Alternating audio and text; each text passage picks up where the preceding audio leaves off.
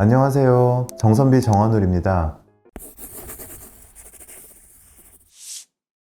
지난번에 윤곽 수술 받으신 환자분들에서 양악 수술을 원하시는 환자분들에 대해서 말씀을 드렸는데, 그러면은 윤곽 수술을 하신 그런 분들이 수술 하나도 안 받으셨던 분들이 양악 수술하는 거랑 어떤 차이가 있는지, 이게 왜 어렵고 어떤 어려움이 있는지 이제 그런 걸 한번 말씀을 드려보도록 하겠습니다.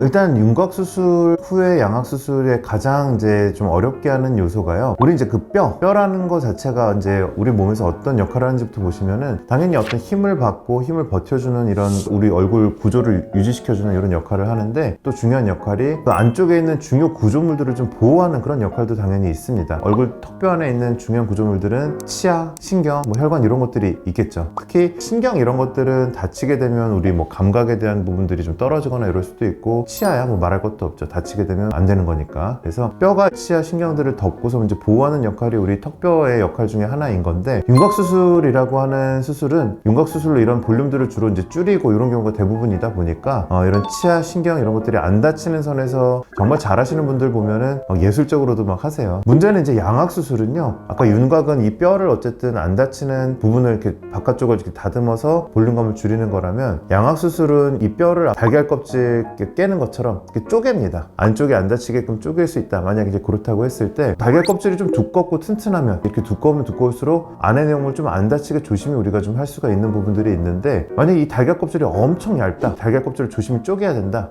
라고 보면은, 윤곽 수술을 받은 환자분들에서 양악 수술하는 게 우리가 뼈를 조심히 쪼개야 되는데, 그 쪼갤 뼈가 너무너무 얇은 겁니다. 그리고 그 뼈 바로 밑에는 치아, 바로 밑에는 신경이 있어요. 근데 뼈를 쪼개려면 어쨌든 금을 긋긴 그어야 됩니다. 그냥 쪼갤 수는 없잖아요. 부셔지니까. 그래서 그 금을 그어야 되는데, 바로 밑에 신경이 있고 바로 밑에 치아가 있을 정도로 이전 윤곽 수술에서 그 뼈를 없앴다? 엄청 어려워지는 거죠. 그래서 그 금을 긋고 조심스럽게 정교하게 쪼개야 되는데, 수술을 받지 않은 뼈에서는 대부분 충분한 뼈가 있고 대부분 이제 큰 문제가 없지만, 윤곽 수술을 받은 뼈를 그렇게 쪼개는 게, 우리가 조심히 쪼개는 단계가 애초에 보호하고 있던 구조물들이 다칠 가능성이 높다는 거죠.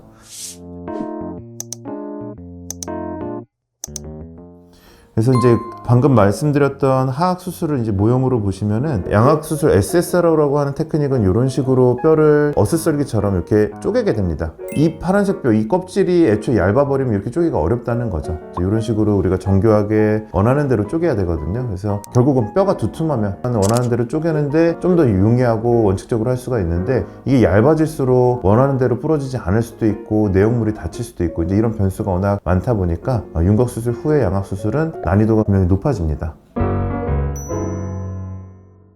다음으로 이제 하악 수술 말고도 우리가 이제 안면 윤곽 수술을 받으신 분들 중에서 특히 광대 수술 받으신 환자분들에 있어서는 양악 수술에서 상악을 우리가 수술하는 데 있어서 조금 어려움도 또 있습니다. 모형을 보시면은요, 어떤 어려움이냐면은, 우리가 이제 광대 수술하면은 광대뼈를 자르는 부분이 요 45도 광대라고 불리우는 부분, 요 앞쪽에서 이렇게 뼈를 자르게 됩니다.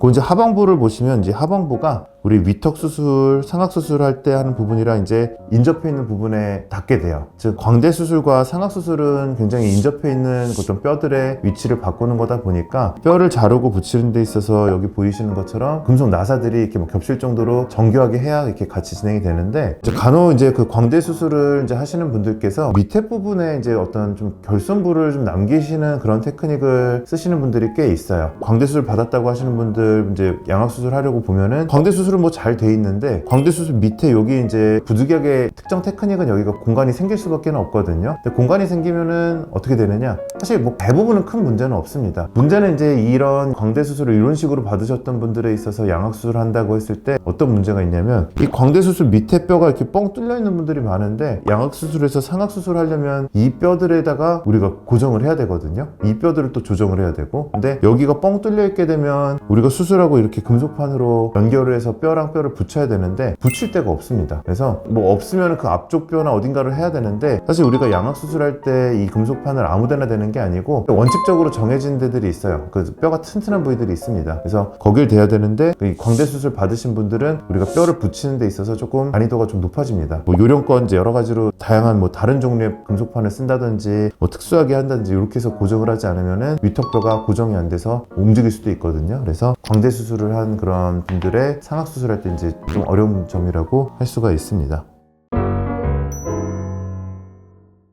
그리고 마지막으로는 이제 이게 테크닉적인 부분이 아닌 부분에서의 어려운 점도 있는데요. 그 윤곽 수술의 많은 경우가 없어져도 큰 문제가 없는 그런 뼈의 볼륨들을 다듬거나 잘라내서 이제 볼륨들을 줄이는 수술들을 많이 시행하게 되는데, 근데 이제 이게 양악 수술은 얼굴에 어떤 축이 있다 그러면 상악의 축, 뭐 하악의 축 이런 것들을 다 조정해서 좋게 하는 수술인 건데, 비대칭을 한번 예를 들어 볼게요. 어떤 분이 이제 축이 이렇게 휘어 있는 분이 있다고 생각을 해봅시다. 그러면 축이 이렇게 휘었다고 보면은 얼굴도 이제 이게 아니라 이 축을 따라서 이제 이렇게 좀 휘었을 겁니다. 그럼 양악 수술은 어떤 수술이냐면 축이 이렇게 휘어 있으면 이 축을 바로 잡아주는 그런 식의 수술이거든요. 그럼 이렇게 휘어 있던 얼굴도 이 축을 따라서 이렇게 좀 따라가서 좋아지는 이런 식으로 비대칭을 개선하고 하는 수술인 건데, 자, 윤곽 수술은 얼굴이 축이 이렇게 있고 거기 얼굴형이 이렇게 있다 그러면은 윤곽 수술은 아시겠지만 이러면은 여기는 좀 아래로 길 거고 여기는 좀 튀어나와 있을 거니까 얘는 좀 더 갸름하게, 얘는 이 폭을 줄여서 이렇게 다듬어서 얼굴형을 조금 더 좋게 해주는 거다 보니까, 그 말은 이렇게 된 분이 양악 수술을 고려하러 오셨는데 인매나 치열이나 치축 이런 것들이 다 휘어져 있는 상태에서 얼굴만 조금 좋아져 있다. 이 말은 뭐냐면 이 축을 똑바르게 하면 이전에 윤곽 수술로 다듬었던 것들이 오히려 안 좋은 결과를 낸다는 거죠. 즉 이전에 윤곽 수술로 다듬지 않았으면 우리가 축을 맞추게 되면 이 형태들이 이동시켜서 최대한 좀 자연스럽게 되는데, 윤곽으로 괜찮아졌던 얼굴이 축을 맞추니까 다시 반대로 틀어지거나 이제 이런 게 발생할 수가 있다는 거죠. 즉 이전에 윤곽 수술을 받으신 분들께서 양악 수술을 진행하려고 했을 때, 그래서 항상 술자들이 아마 하시는 얘기가 조금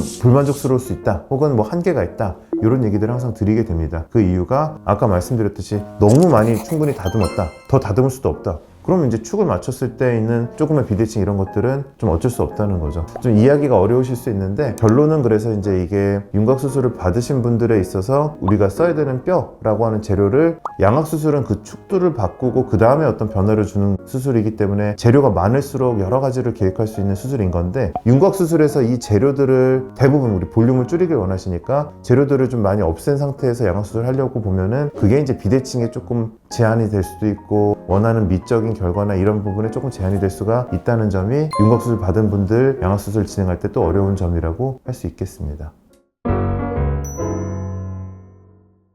그래서 오늘은 윤곽 수술 받으신 분들께서 여러 가지 이유로 양악 수술을 추가적으로 고민할 때 왜 어려운지, 혹은 뭐 불가능하다라고 얘기를 듣는 경우에도 그게 왜 그런 이유들인지에 대해서 간단히 말씀을 드려봤습니다. 그래서 오늘 사실 제가 더 말씀드리고 싶은 것들은, 윤곽 수술 후에 양악 수술이 어렵느냐? 결론은 어렵다. 근데 불가능하냐? 뭐 불가능한 경우도 있긴 있다. 근데 이제 적절히 하면은 뭐 가능할 수 있다. 다만 더 중요한 것은 이런 상황들이 오지 않도록 본인 얼굴에 대한 진단과 정확한 치료 계획, 그 계획에 대한 신중한 선택, 그리고 후회 없는 결과들, 이제 이게 가장 필요할 것 같아서 다시 한번 오늘 이 얘기를 강조를 드리면서 마치겠습니다. 영상이 도움이 되셨다면 구독과 좋아요 부탁드릴게요. 감사합니다.